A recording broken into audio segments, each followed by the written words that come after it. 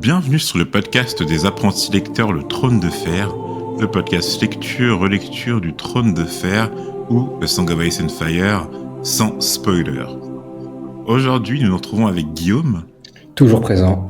Je voulais t'appeler par le nom qu'il se nomme, tu sais, au sein de la garde de nuit, mais j'avoue que je sais pas comment. Est-ce que c'est camarade, confrère d'armes, tu vois? Ouais, faudrait. Pour moi, ils sont frères. Ouais, ils sont frères d'armes, hein. C'est les frères de la garde. Pour moi, c'est frères de la garde de nuit. C'est ça pour moi. C'est vrai. Exactement, frère. Donc mon frère d'armes de la garde de nuit, c'est beau ça. Frère de la garde de nuit.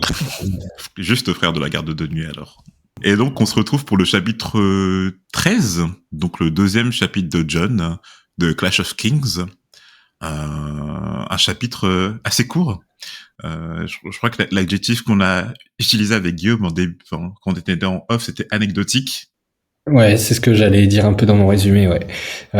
Clairement ça. Donc je pense que je vais enchaîner direct avec un petit résumé. Je vais raconter ce qui est possible de raconter à propos de ce chapitre. Du coup, effectivement, comme on disait, c'est un chapitre de Jon. Donc on retrouve Jon au sein de l'expédition Au-delà du mur, menée par Jeor Mormont, pour un chapitre assez anecdotique, comme on disait. L'expédition, en gros, et la compagnie arrivent à l'Arbre Blanc, et en gros, c'est le 4e hameau que la garde de nuit explore au-delà du mur. Et en fait, on sent que la tension est palpable parmi les membres de la garde de nuit, et le danger semble omniprésent. Même le gibier semble avoir déserté la forêt hantée, ce qui annonce de nombreuses épreuves à venir pour Jon et ses confrères. Okay. Merci Guillaume pour ton résumé, qui ne dit pas grand-chose parce que le chapitre ne dit pas grand-chose. C'est marrant ça parce que du coup, deux petites choses par rapport à ce fait-là, c'est que d'une part, c'est encore un chapitre de Jon qui a été zappé dans la série. Tu sais, je t'avais dit que le premier chapitre de Jon de Clash of Kings, il avait été passé. C'est un chapitre où il commence à préparer l'expédition au-delà du mur, mais surtout, tu sais dans la deuxième partie du chapitre, Lord Jeor Mormont expose à Jon la lignée de la famille Targaryen et la parenté du Maestre Aemon, ce qui se référait du coup au chevalier errant qu'on venait de lire. Ouais. Bah au moins c'était un peu plus intéressant parce qu'on avait du lore quoi. Exactement. À exploiter. On avait du lore. Et donc ce chapitre, c'est compréhensible que Benioff et Weiss, les créateurs de Game of Thrones, se les appellent aussi parce que ils racontent pas grand chose non plus. Et en préparant moi mes chapitres, j'ai aussi d'autres critiques, d'autres résumés, etc. Et il y en a un qui m'a fait bien rire parce qu'elle a dit je comprends absolument pas comment l'éditeur de Martin a pu laisser passer ça. Il lui a pas dit de le fusionner avec un autre chapitre tellement il raconte rien. Ouais. Tu sais, ce chapitre, il me rappelle quoi ? On dirait un épisode des Anneaux de pouvoir.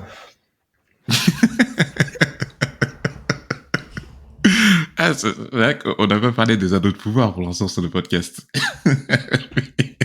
Non mais voilà, c'est l'ambiance. Ce chapitre, c'est l'ambiance de toute la saison. Hein. C'est-à-dire qu'il se passe rien. Il ne se passe rien.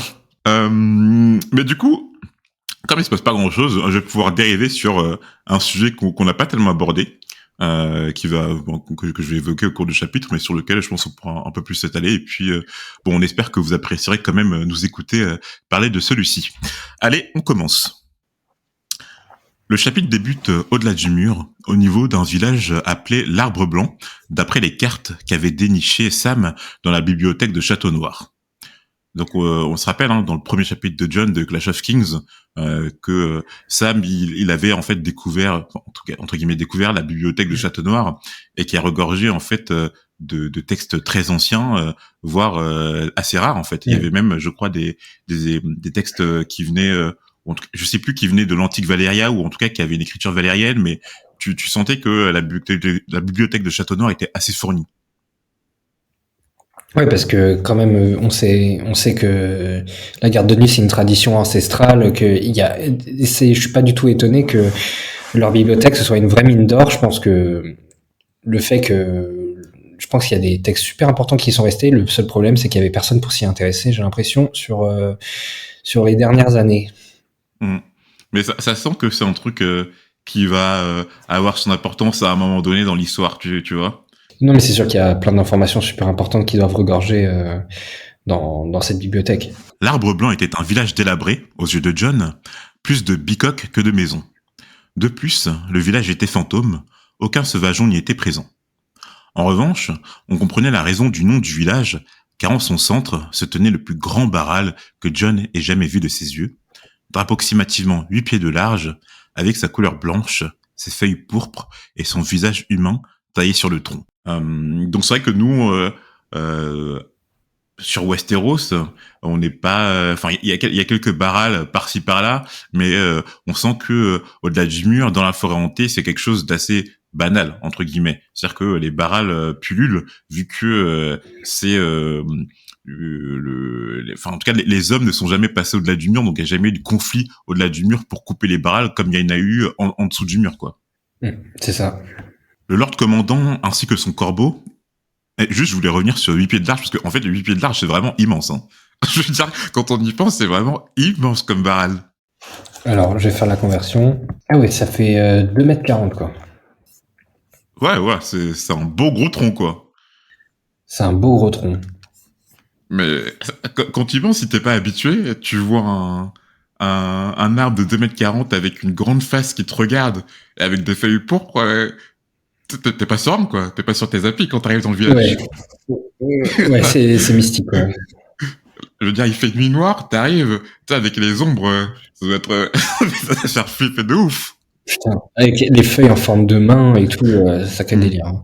Le Lord Commandant, ainsi que son corbeau, étaient présents et acquiescèrent tous deux de la vieillesse de l'arbre. Thoren Petitbois, alors Thoren Petitbois, on l'avait rencontré lors du premier chapitre de John. C'était un patrouilleur proche d'Alistair Thorne qui réclamait à Lord Jorah Mormont la place de commandant des patrouilleurs suite à la disparition de Benjen Stark et à la mort de Jeremy Riker. Donc, Jeremy Riker, c'est lui qui avait occupé la place de premier patrouilleur par intérim en fait en l'absence de Benjen Stark. Et donc ce Thoren Petitbois, tu sais, on en avait parlé dans le premier chapitre de John parce qu'il disait à Mormont qu'il était vieux ou quelque chose comme ça et Mormont lui disait ne parle pas de ma vieillesse ou tu sais ça l'avait énervé que quelqu'un évoque son âge en fait. Je t'avoue, ça remonte un petit peu de temps ce chapitre. Je me remets pas à la scène. Ça me dit vaguement quelque chose. En tout cas, ce Thoren Petitbois disait comprendre que les hommes en aient eu peur la première fois qu'ils les virent hein, et leur choix de les couper. Donc c'est un peu ce qu'on disait avec Guillaume, hein, c'est que bon, de un, ça fait flipper, mais après, est-ce que c'est la raison pour laquelle les premiers hommes et ensuite les Andals coupèrent ces arbres juste parce qu'ils avaient peur de ceux-ci? Peut-être, hein, mais il y a l'air d'avoir quelque chose de plus mystique à ça, quoi. Ouais, c'est possible que ça ait un rapport avec les enfants de la forêt ou quelque chose comme ça. Je sais pas, que ce soit peut-être une source de pouvoir pour eux ou quelque chose comme ça. Ouais, je pense plus que c'est comme tu dis, quelque chose de ce type-là, en lien avec les enfants de la forêt, plus que une simple peur. Jon intervint alors et dit que le feu, seigneur son père, Lord Eddard Stark, lui a appris que personne ne pouvait mentir en présence d'un arbre-cœur, que les anciens dieux n'étaient pas dupes des mensonges et des tromperies. Le vieil ours, Lord Jorah Mormont, confirme cette affirmation en ajoutant que son père le croyait aussi. Et là, quand on entend ce genre de phrase, personne ne peut mentir en présence d'un arbre-cœur, ça fait un peu tic et tu te dis, est-ce que c'est juste une simple phrase balancée comme ça, juste une anecdote, une histoire que les gens se racontent autour du feu dans le Nord, ou est-ce qu'il y a quelque chose d'un peu plus profond? C'est vrai que quand moi l'info, clairement, je me suis clairement dit, je sais pas comment prendre cette info, tu vois. Genre, est-ce que c'est de la pure tradition ou est-ce que tu vois, est-ce que c'est en lien seulement avec une foi, avec leur croyance, leur foi, ou alors est-ce qu'il y a vraiment un pouvoir un peu comme ça? Est-ce que c'est exploitable? Est-ce que peut-être les enfants de la forêt à l'époque étaient capables de forcer quelqu'un à dire la vérité devant un arbre-cœur, tu vois, ou quelque chose comme ça? Franchement, je sais pas. Je pense que en l'état actuel des choses, clairement, ils peuvent mentir entre eux devant un barral. Je trouve ça bizarre, tu vois. C'est très intéressant comme réflexion. C'est très intéressant. Et c'est de ça que je voulais parler du coup et que je voulais un peu plus m'étaler par rapport à ce chapitre. Du coup, dans mes notes, j'ai écrit qu'il s'agirait donc à présent de revérifier toutes les conversations qui ont eu lieu depuis le début de la saga ou qui vont avoir lieu sûrement dans la suite de la saga devant un arbre-cœur. Donc vu qu'on a Ouais, effectivement. cette injonction là. Et du coup, quand il y a cette injonction, moi la plupart du temps, quand je check, quand je lis le Trône de Fer et que il y a ce genre de, je sais pas, de ce genre d'Easter egg, on va dire comme ça, la plupart du temps, je cherche sur les forums et plus particulièrement sur Reddit, évidemment. Et donc c'est ce que j'ai fait cette fois-ci, ce que je fais souvent, même si je vous le dis pas, mais je fais très souvent. Et donc j'ai checké en fait la phrase exacte en anglais, machin, je sais plus comment elle est écrite, mais en tout cas je vais chercher sur Google et je suis tombé, par rapport à Reddit, et donc je suis tombé sur un gars qui l'avait posté, je crois que c'était en 2014, mais il y avait peu de personnes qui ont répondu, je crois trois ou quatre.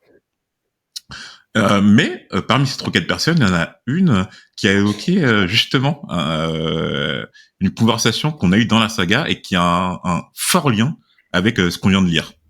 Guillaume, est-ce que tu te rappelles quelle conversation? Tu me dis si je me trompe, mais est-ce que Eddard et Cersei se sont parlé devant un arbre-cœur? Ah, Je sais plus. exactement. Ou c'est pas juste un arbre? Ouais.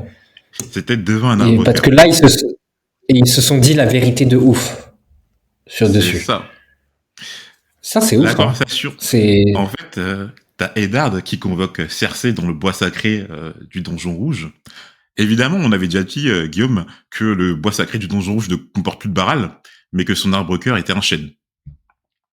Mais quand même, il l'avait convoqué dans le bois sacré. Et le texte écrit précisément, en fait, Cersei demande « Pourquoi ici ?» demanda-t-elle de son haut. Et Ned répond « Pour que les dieux en soient témoins ». Donc même s'il n'y a pas de Baral au centre du bois sacré du Donjon Rouge, c'est quand ce même... que je me disais, c'est pour ça que c'était. C'est pour ça que je me disais effectivement, j'ai cette scène qui me vient en tête parce que c'est la scène où je vois 2 personnes en train de se dire vraiment la vérité, les yeux dans les yeux. Mais pour moi, il me semblait effectivement qu'il n'y avait pas de Baral, que c'était un arbre sacré, mais que c'était pas en lien avec les anciens dieux. C'est ça. Mais on voit bien que même si c'est pas un Baral, on voit que la notion de bois sacré et d'arbre-cœur, ça a quand même une certaine importance pour Eddard, et qu'il l'associe justement à cette notion de vérité, en fait, du bannissement du mensonge en face des anciens dieux et des arbres-cœurs. Et t'as raison, Guillaume, parce que cette conversation entre Cersei et Eddard, ça a mené à la conversation, je pense, la plus honnête qu'on ait eue dans la saga. C'est-à-dire que Cersei, à ce moment-là, elle lui avoue que Jaime est son amant, que Jaime est le père de ses 3 enfants, que Bran, justement, vit Jaime et Cersei dans la tour de Winterfell en train de forniquer, que c'est la raison de sa chute, et que et elle lui révèle même, tu sais, la façon dont elle évite de porter les enfants de Robert. Donc en fait, c'est vraiment là où Cersei a été le plus honnête depuis le début, quoi. Ouais, c'est sûr. Après, bon, effectivement, ça reflète le fait que, en tout cas, Ned avait vraiment prenait cette tradition très à cœur, mais bon, du coup, ça peut pas non plus valider la théorie du Baral en question, quoi, du Baral qui force les gens à se dire la vérité. Je suis totalement d'accord avec toi. Totalement d'accord avec toi, mais c'est ça qui rend la chose encore plus intéressante. Très bien ce que tu viens de dire. Parce que du coup, il s'agirait de voir, à présent, si est-ce que cette injonction elle est vraie, ou est-ce que, comme on l'a dit précédemment, est-ce que c'est juste une rumeur, mais que bizarrement dans la saga, c'est toujours devant les arbres-cœurs que les gens se disent la vérité, ou en tout cas que on voit qu'il n'y a pas de mensonge devant les arbres-cœurs, quoi. En tout cas, c'est sûr que maintenant, chaque fois que je vois chaque fois qu'il y a une discussion près d'un arbre-cœur, je vais être ultra vigilant, quoi. Je vais, voilà, je vais vraiment essayer de prendre à la lettre ce que les gens se disent pour voir s'il n'y aurait pas des vérités qui se dévoilent subtilement dans les conversations, subtilement ou pas, hein, mais on va voir si ça du coup, c'est intéressant pour la suite. Et du coup, en me disant la même chose que toi, et en reparlant de Reddit, je me suis dit, mais c'est sûr que, parce que quand j'ai vu le post du gars en 2014, je me suis dit peut-être que c'était pas assez développé, peut-être que le post a été passé inaperçu. Et du coup, je me suis dit que j'allais la reposer, la question en mes termes. Donc, du coup, quand j'ai écrit cet épisode, pour ceux qui sont curieux, vous pouvez aller voir la date sur le forum, en tout cas la page qui est relative à Song of Ice and Fire sur Reddit. Je l'ai posté le 12 novembre, la question. Et j'ai dit, en gros, bon, parce que je l'ai écrit en anglais, hein, mais la trad, c'est... bonjour, donc je suis en train de relire Song of Ice and Fire, et dans le chapitre 13 de Clash of Kings, John dit, mon père croyait que personne ne pouvait dire des mensonges en face d'un Arbroaker, et genre Mormon le confirme en disant que son père le croyait aussi. Donc moi je comprends que c'est une des raisons, si ce n'est la principale, pour laquelle Ned a invité Cersei dans le bois sacré du Donjon Rouge, ce qui a amené à une des conversations les plus honnêtes dans la saga. Mais est-ce qu'il y a d'autres exemples, conversations où alors j'ai marqué tricks, mais la traduction, comment dire, un tricks quoi, je saurais pas comment le traduire en français là maintenant, mais qui apparaissent en face d'un Arbroaker et qui confirment ce que Ned pensait à propos des mensonges. Et je trouve ça incroyable. Non, mais, et ça, c'est vraiment un truc pour lequel Song of Ice and Fire, c'est vraiment, l'œuvre, je la trouve exceptionnelle, mais aussi la communauté qui s'est créée autour, que, en même pas, tu sais, 24 heures, il y a, j'ai eu 80 commentaires qui répondent à ça, quoi. Et je trouve ça fou, en fait. Je trouve ça fou que, tu vois, 80 personnes ont décidé de rechercher dans la saga et de répondre à mon post pour chercher tous les exemples qu'il peuvent y avoir, de rechercher dans les tréfonds des chapitres. Moi je trouve vraiment ça me subjugue un peu. C'est dingue. Non, c'est dingue. C'est dingue le nombre de personnes que ça peut mobiliser. Ah, grave. Et bon, évidemment, là, je vais pas exposer tous les exemples qu'on m'a dit, parce que bon, il y en a qui apparaissent plus tard. Et voilà, au cas où, si ça s'avère vrai ou faux, mais on se réserve la surprise pour la suite de la série. Mais je trouve ça fou qu'il y ait des gens qui sont autant passionnés. Bah, déjà que nous, on est passionnés, Guillaume et moi, vu qu'on fait ce podcast, et je pense que vous l'avez compris, mais qu'il y ait d'autres personnes passionnées et qui recherchent... c'est fou, quoi. Et tu te dis, bon, déjà, la communauté est folle, mais tu te dis que Martin, c'est incroyable l'œuvre qu'il a créé. C'est vrai que... ouais. Non, mais c'est sûr, chaque fois que je leur dis quand on me dit qu'est-ce que tu vas faire ce soir, machin, et que je leur dis que j'enregistre un podcast et tout, ils me disent mais vous parlez de quoi exactement? Ils sont surpris du fait qu'on passe un épisode sur chaque chapitre et tout, mais je fais mais vous vous rendez pas compte genre de la dinguerie que c'est, quoi. De à quel point genre tout genre les liens les liens entre les personnages, les chapitres, à quel point là c'est subtil, t'as des informations subtiles qui sont dans des phrases, que tu peux monter des théories, que tu peux faire plein de choses. Je pense que les gens ils se rendent pas compte. Pour beaucoup, hein, en tout cas. De l'extérieur, les gens ils se rendent pas compte. Pour beaucoup. Vraiment. Mais je pense que même de l'intérieur, tu te rends pas compte. Hein. Ouais, c'est sûr. Moi, je te l'ai déjà dit, Guillaume, et je sais pas si je l'ai dit dans le podcast, mais quand j'avais effectué ma première lecture de Song of Ice and Fire, bon, je l'ai fini en me disant, ah, c'est très cool, mais je me suis absolument pas rendu compte de la profondeur, et enfin, pour moi, ça me paraissait incommensurable. Non, ça me paraissait incommensurable. C'était totalement inconnu. Et puis, c'est quand j'ai commencé à traîner à traîner sur Reddit, à voir des vidéos théories et tout, que je me suis rendu compte que j'étais totalement passé à côté, quoi. Mais vraiment, je pense que dans la première lecture, je suis passé à côté de 70% de tout ce qui était caché. Bien sûr.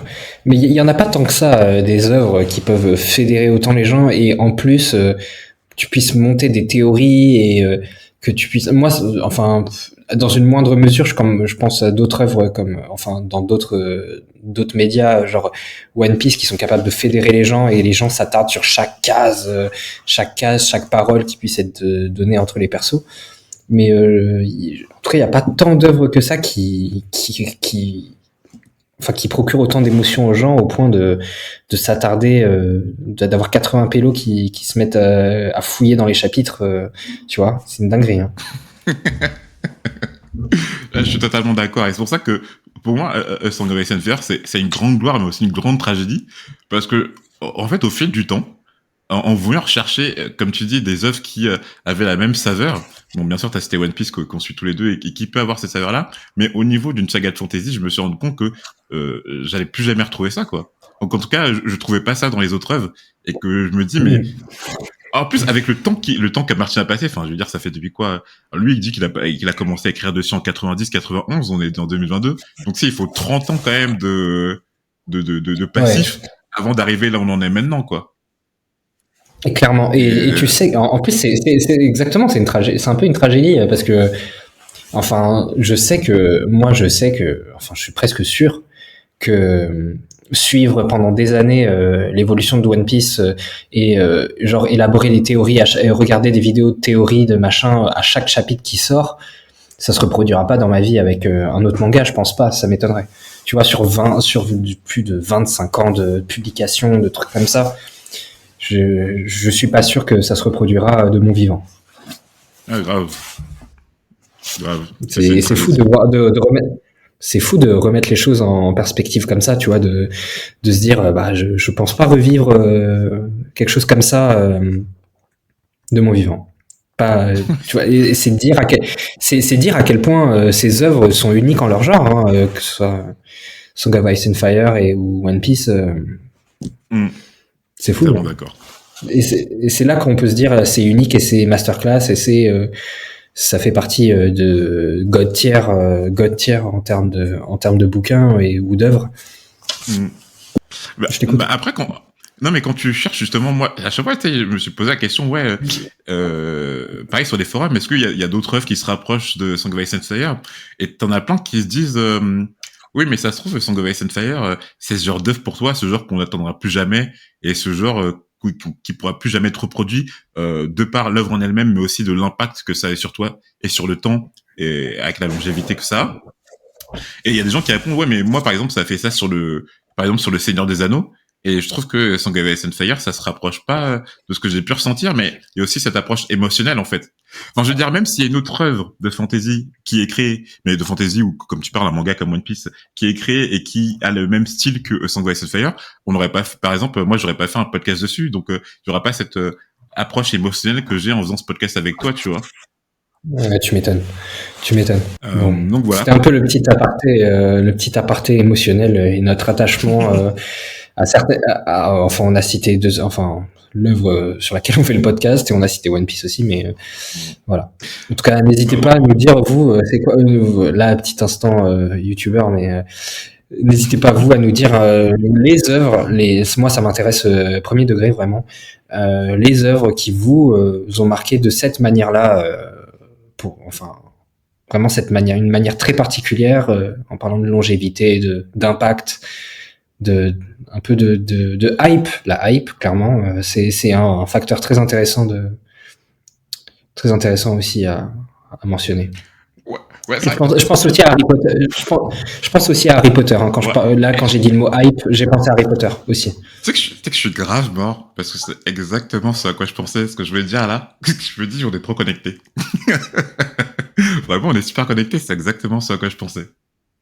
Parce que justement, t'as dit Harry Potter et je me suis dit, en fait, c'est comme avec Harry Potter, même si, du coup, c'est pas le même genre que son Ice and Fire, le Trône de Fer, du coup. T'as pas tous ces mystères, etc. Quoique, quand même, t'en as. Quoique, Mais, il y en a, mais dans une moindre mesure. Harry Potter est beaucoup plus accessible, faut être cash. Hein. Moi, j'ai toujours dit que Harry Potter, enfin, trouvait vraiment son sel et sa saveur dans sa simplicité qui est un parfait équilibre entre un univers ultra riche et ultra bien construit et une accessibilité, une simplicité euh, qui parle à tout le monde. Et ça, c'est vraiment, je pense, c'est vraiment pour ça qu'Harry Potter est le classique qu'il est, quoi. hmm, Voilà, c'est tout ce que je mais, voulais dire. et en plus enfin, de sa simplicité, tu dis, de son accessibilité, il y a quand même un truc avec Harry Potter, c'est, enfin, c'est un truc qui me marque parce que je lis beaucoup et tout quand je fais des recherches sur Internet, mais tu sais, les gens se disent en fait le truc avec Harry Potter, c'est pas simplement l'œuvre, c'est aussi l'aventure que t'as vécu avec et une œuvre où t'auras vécu à la fois la sortie des livres et la sortie des films de cette façon, avec tout cet engouement médiatique. Et tu sais, c'était pas la même époque aussi. Tu sais, enfin, t'avais pas, je sais pas, Internet, c'était pas la même chose pour parler à des gens d'Harry Potter. Tu sais, enfin, il y avait que les forums, donc tu parlais pas écrit. Et même ça encore, c'était compliqué, tu vois, au début des années 2000. Donc c'est pas du tout. je sais pas si on reverra ça ou on aura ça de notre vivant, quoi. Moi, je ne peux que me le souhaiter, hein, je l'espère. Bon, je pense que on essaiera de parler de ça peut-être dans un podcast spécial ou quelque chose comme ça, peut-être parler de ou même faire une session avec je sais pas nos auditeurs pour essayer de parler voilà des choses qui nous ont marqué dans notre vie.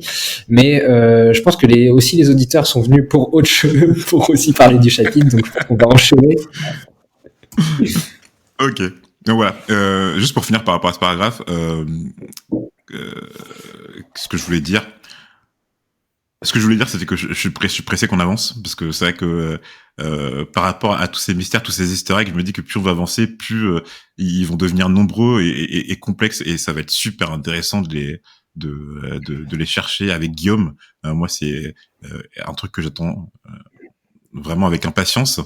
Et voilà. Et au cas où, si vous êtes curieux, vous pouvez retrouver mon post, comme je vous l'ai dit, vous cherchez à la date du 12 novembre et vous allez pouvoir voir toutes les réponses. Comme l'a dit Guillaume, nous pouvons continuer.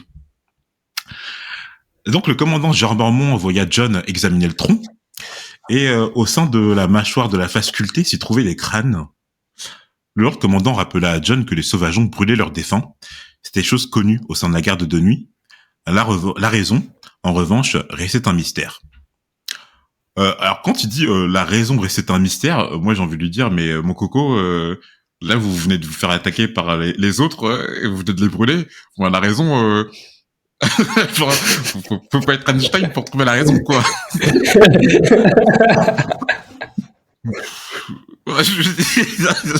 Là, vous venez de vous faire attaquer par 2 personnes, vous savez très bien qu'il faut brûler les cadavres, et ben, moi, ça m'a semblé totalement incohérent quand tu l'as dit ça. Comme dit précédemment, les lieux étaient abandonnés, et après une simple exploration du contingent de la garde de nuit, on comprenait que le départ des sauvageons commençait à dater. Ce qui est inquiétant, c'est que ce n'était pas le premier village abandonné trouvé par les patrouilleurs, le 4e avait-on compté. Tout cela inquiétait les patrouilleurs, dont Jarman Buckwell, le chef des éclaireurs, indiquant que, 1 an auparavant, Robert était roi et le royaume était en paix. Plus à présent. Et ça me fait rire un peu oui, quand Robert était roi, le royaume était en paix, tout allait bien, alors que bon... la couronne elle s'est endettée de je sais plus combien d'argent, voire d'or. Et enfin tu sais, en fait tout allait bien en apparence, quoi, mais tu sentais que en fait tout allait craquer au final. C'est sûr que je pense que effectivement c'était comme on dit c'était une lune de miel, quoi. En gros c'était les années sympas et tout, mais au final les choses continuaient à se dégrader en fond, quoi. Pour information, dans les appendices apparaissent dans le paragraphe des hommes de la garde de nuit, en premier patrouilleur, à présent disparu, Benjen Stark, ainsi que 2 officiers patrouilleurs, Thoren Petitbois, cité précédemment, et Jarman Buckwell, dont on vient de parler. On rappelle aussi que 200 hommes composent cette expédition, dont 150 patrouilleurs, et que Corinne Mimin devait normalement rejoindre l'expédition, amenant avec lui de Tour-Ombreuse une centaine d'hommes supplémentaires. Concernant la disparition des sauvageons, ces informations ne sont pas nouvelles. On avait appris dans le dernier chapitre de Jon de Game of Thrones que Cotter Pike, le commandant de Fort-Levant, avertissait le Lord Commandant que plusieurs animaux quittaient le nord pour venir au sud, tandis que Denis Malister, le commandant de Tour-Ombreuse, indiquait que des villages frontaliers au mur se vidaient et que les montagnes de l'ouest s'étaient embrasées de feu de l'aube au crépuscule. Donc c'est pas la première fois qu'on a ces informations que les sauvageons allument des feux, d'énormes feux, et du coup pour brûler les cadavres, et que voilà que les villages aux alentours du mur se vident, quoi. Donc ça, il y a un peu ce truc où tu dis mais ça a l'air d'être de l'exposition, mais t'as envie de te dire mais ils sont cons, quoi. Mais bien sûr que c'est à cause des autres. Enfin faut pas, voilà, quoi. Après l'un des trucs auxquels je viens de penser, c'est bon, visiblement les autres, j'ai l'impression que c'est une menace qui est ancestrale et puis qui a disparu et qui réapparaît récemment. Et je me demande si, forcément, pour moi, le fait de brûler les cadavres, c'est quelque chose qui relève de la tradition, mais voilà, c'est le point de départ. Mais je me demande, est-ce que les sauvageons sont eux-mêmes conscients de la raison pour laquelle ils brûlaient leurs morts, je sais pas, il y a 10 ans? 10 ans avant? Est-ce qu'ils savaient pourquoi ils faisaient ça? À part, c'est la tradition. Tu vois, ou alors est-ce qu'ils ont toujours eu conscience de la menace que représentaient les autres et ils ont toujours fait brûler leurs morts en pleine conscience, en sachant que on fait ça parce que on sait très bien que voilà, les morts peuvent revenir à la vie. Et donc du coup, si vraiment, s'ils font ça en pleine conscience, la garde de nuit elle est complètement débile, parce que du coup, comment tu peux autant être confronté aux sauvageons et ne pas connaître leur tradition de base, quoi. Bref. Alors, je pense que si, parce que tu sais, dans les contes de vieille Nan, on avait parlé de la faiblesse des autres. Ouais. On avait dit que, alors je sais pas exactement, mais c'était le sang chaud, je crois le soleil. Franchement, je me rappelle plus exactement des faiblesses, mais je sais que le feu en faisait partie. Donc si c'est quelque chose que raconte vieille Nan et qui est connu à Winterfell, ça doit être quelque chose qui est bien connu au mur et encore plus au-delà du mur. Et du coup, Jérôme Mormont, c'est vraiment pas le couteau le plus aiguisé du tiroir. Hein. Enfin, oui, enfin, je pense que de par son expérience, je sais pas, son rôle, il doit savoir que, parce que c'est vrai que quand Jon a tué l'autre là, quand il s'est infiltré dans la logia de Jérôme Mormont, il l'a fait un peu par accident, hein, avec sa torche. Mais après, tu sais, il y avait aussi un autre cadavre qui s'est attaqué aux autres membres de la garde de nuit, et c'est à ce moment-là que Jeremy Riker fut tué, et on avait brûlé les cadavres. Donc enfin, je veux dire, ils savent très bien que et même s'ils le savaient pas auparavant, mais admettons parce que c'est impossible qu'ils le savaient pas auparavant, même maintenant ils savent que c'est par rapport, c'est le feu qui tue les autres, donc ils savent que si on utilise du feu, c'est bien pour une raison. Il n'y a pas à se poser la question de ah mais pourquoi ils utilisent du feu. C'est comme ça. Le Lord Commandant décida de continuer le périple vers un point d'eau trouvé par un membre de la garde de nuit et, entre-temps, d'envoyer un message au maître Aemon que Sam se chargerait d'envoyer. En effet, on rappelle que Sam fut obligé de participer à l'expédition due à la cécité du vieil maître Aemon et de sa santé précaire. Le maître n'aurait pas pu assurer sa fonction de lire et écrire des messages en s'aidant des oiseaux, aussi la charge revenait-elle à Sam. Jon retrouva Sam et, en parlant avec lui, reçoit la confession que Sam, bien qu'il ait encore très peur, se sent légèrement moins peureux qu'auparavant. La répétition des matins où il se réveillait encore vivant lui ont prouvé qu'il pouvait survivre au sein de la forêt hantée, au-delà du mur. Et j'aime bien quand même la confiance de Sam, elle est tellement basse que rien que le fait qu'il se réveille vivant, pour lui ça indique qu'il est plus courageux que la veille. C'est un truc de fou quand tu penses. Ouais. C'est vrai que c'est... Putain, le mec, rien qu'ouvrir les yeux, il fait « Ah putain, quand même, hein. Moi, je pensais que j'allais crever. » J'en peux plus. Ah putain. Putain, j'ai resté il a son petit calendrier à côté de lui, il fait « Allez, 2e jour, on peut le barrer. » C'est parti. Ça me rappelle mon stage en néphrologie, je te jure. Ça me rappelle mon stage en néphrologie. En CHU, tous les jours, je me réveillais, je me disais, putain, je suis encore là. Je suis plus courageux que je le croyais. Le chapitre se termine par une conversation entre le Lord Commandant et Jon. Ils étaient tous les deux d'accord pour dire que quelque chose avait fait fuir les sauvageons, et que si Benjen Stark avait trouvé plusieurs villages vides à la suite, il se serait demandé la raison, et n'aurait pas hésité à enquêter. Ainsi, les hommes de la garde de nuit allaient enquêter, eux aussi. Et comment ça m'énerve?